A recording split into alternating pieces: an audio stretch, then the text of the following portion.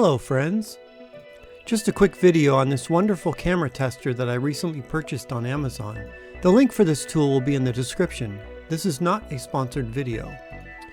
I had a large camera install for my day job and I thought it was about time for a new tool.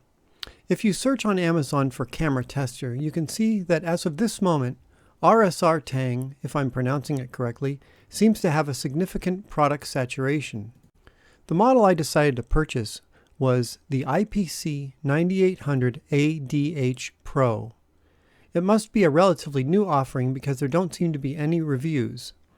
I used reviews of the other models available to judge the general quality of this tool, and I am not disappointed. Impressed, in fact. The one drawback from those reviews of the other models was battery life.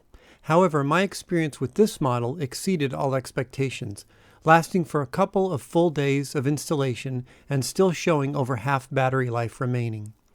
Probably because this model comes with a 7800 mAh battery.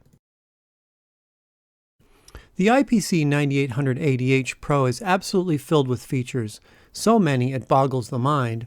Everything from an IP camera tester that can feed PoE power to a camera, to an Ethernet cable tester, and even a multimeter. I cannot possibly cover all the features of this tool, so I will just cover its primary function, an on-VIF IP camera tester. The tester is a bit clunky to use at first, so I will show you how to quickly get up and running.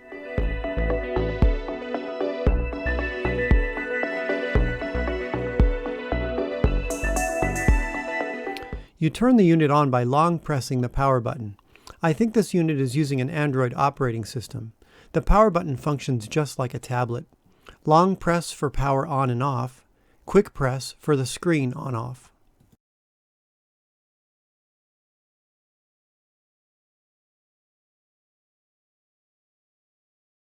After about 30 seconds, the unit loads its OS. Let's start by testing a PoE IP camera. The first thing you need to do is turn on the PoE output. It is always off by default after power-up. Just swipe down on the main screen and click PoE. You will notice that a green display comes up at the top right corner showing the PoE status. And when you plug in the camera in the LAN 2 port, it will show the power consumption, which is a nice feature that has come in handy for me already. You will also notice the LAN status area at the bottom left of the screen. This will show you the connectivity for the two LAN ports. You may notice the camera disconnects for a few seconds and comes back. This is normal for the PoE handshake. Next, we click the IP camera test icon. If one of these apps matches your camera brand, you can use those apps to discover and configure those cameras. But for the purposes of this video, we will use the generic on-VIF protocol. And for that, we need to select IP Discovery to find the camera. The IPC 9800 comes with a built-in DHCP server, which seems to automatically turn on when you enter this app.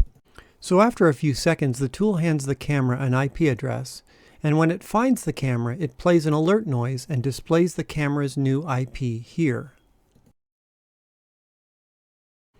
Then you can simply click the on-VIF button to enter the camera's on-VIF feed.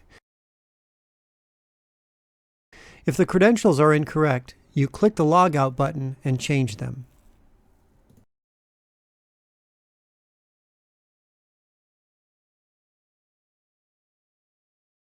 You can now view and point the camera as needed. You can also use the PTZ controls if equipped on your camera. If, for any reason, you need to access the camera's web server, the tool actually includes the Chrome web browser. You can find it back in the IP camera test menu. Just swipe left and there it is. You can then enter the camera's IP address and do what you need to do. In my most recent job, I was using a visual on cameras, which required me to set a password in the camera before I could use it. So I was happy to have Chrome installed to help me do this.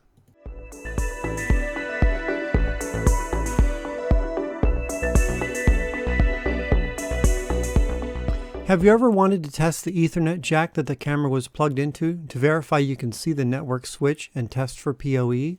Or maybe you want to plug directly into the switch for testing? This tool works well in this application, and here's how you do it. If you are previously using the tool to test cameras, you will need to turn off the unit's DHCP server. The best way to do this is to press the Settings button. The first tab that displays is the network settings, and you can verify that the DHCP server is off. If it is on, click it to enter the DHCP server settings screen and click Stop.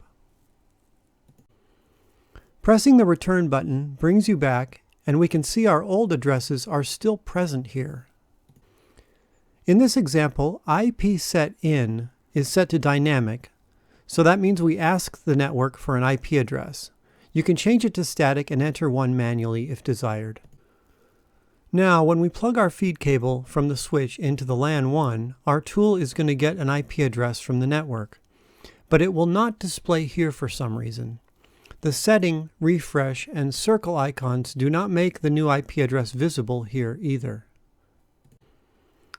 Using trial and error, I know the refresh button hard resets the LAN port as you see here, but even then the new IP address is not shown. If I hit Return or Menu, it goes back to the main screen, and now we can see that LAN 1 is now active and has activity. If we go back into Settings, the correct IP address information is actually shown now.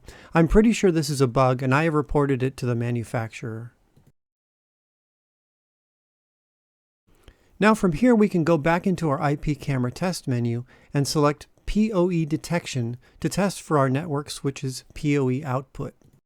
And here we see our PoE protocol, our voltage, and the wire pairs that are being used. So that should be enough info to get anyone started on this tool. It really is an amazing tool for the money, and I'm glad to have it in my toolbox. Thank you for watching, friends.